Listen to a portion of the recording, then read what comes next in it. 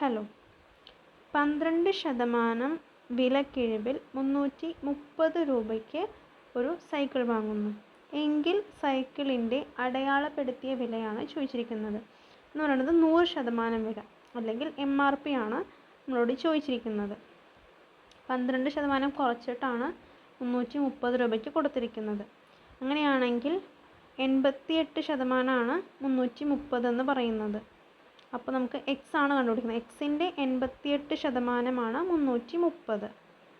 നമുക്ക് എക്സ് എന്ന് പറയുന്നത് 100% അതാണ് ഫൈൻഡ് ചെയ്യേണ്ടത്. അപ്പോൾ എക്സ് ഈക്വൽ ടു 330 × 100/88. ഓക്കെ, അപ്പോൾ 330/88 11ൻ്റെ മൾട്ടിപ്പിളാണ്. അപ്പോൾ 33-ൽ 3 വട്ടവും 88-ൽ 8 വട്ടവും പോകും. അപ്പോൾ 30 × 100/8 എന്ന് വരും.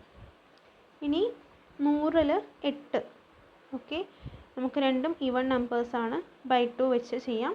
അപ്പോൾ 4 വരും, മുകളിൽ 50 വരും. എഗെയിൻ /2 വെച്ച് ചെയ്യാം. അപ്പോൾ 2, അവിടെ 50 പോയിട്ട് 25 ആകും. ഓക്കെ, അപ്പോൾ 30 × 25/2. 30-ലും 2-നും കൂടെ നോക്കാം. അപ്പോൾ 15 ടൈംസ് പോകും. ഓക്കെ, അപ്പോൾ 15 × 25. 15 × 25 എന്ന് പറയുന്നത് 375.